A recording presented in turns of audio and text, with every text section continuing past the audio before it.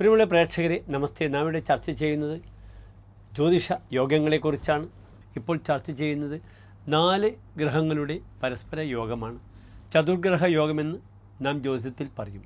ഇവിടെ അടുത്തതായി ചതുർഗ്രഹ യോഗത്തിൽ നാം ചർച്ച ചെയ്യുന്നത് ആദിത്യനും ചന്ദ്രനും ബുധനും വ്യാഴവും ഒന്നിച്ചു നിന്നാലുള്ള ഒരു യോഗമാണ്. നിങ്ങൾ ആദ്യം ഈ യോഗ ശ്ലോകം ശ്രദ്ധിക്കുക. നല്ല ഒരു യോഗമാണ് ഇവിടെ ഈ ചതുർഗ്രഹ യോഗം കല്യാണവർമാവ് തൻ്റെ സാരാവലിയിൽ വിശദീകരിക്കുന്നത്. ഇവിടെ യോഗം ശ്രദ്ധിക്കുക. സൗവർണക പ്ലുതാക്ഷ ശില്പകരോ വാ മഹാധനോ ധീരഃ ജാതോ നിരോഗതനുഃ ശശിജ്ഞഗുരു ഭാസ്കരൈ സഹിതൈഹി. ശശിജ്ഞ ഗുരു ഭാസ്കരൈഹി.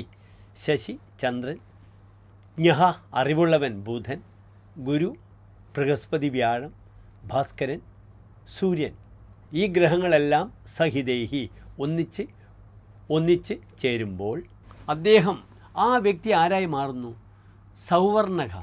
അദ്ദേഹം സ്വർണവുമായി ബന്ധപ്പെടുന്ന വേലകളെ ചെയ്യാം, വ്യാപാരങ്ങളെ ചെയ്യാം.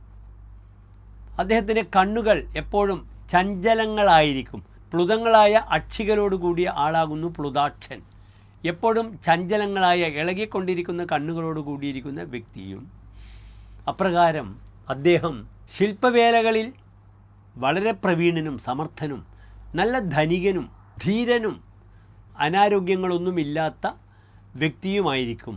നല്ലൊരു ചതുർഗ്രഹ യോഗമാണ് ഇവിടെ ആചാര്യൻ നമുക്കായി തന്നിട്ടുള്ളത്. നന്ദി, നമസ്കാരം.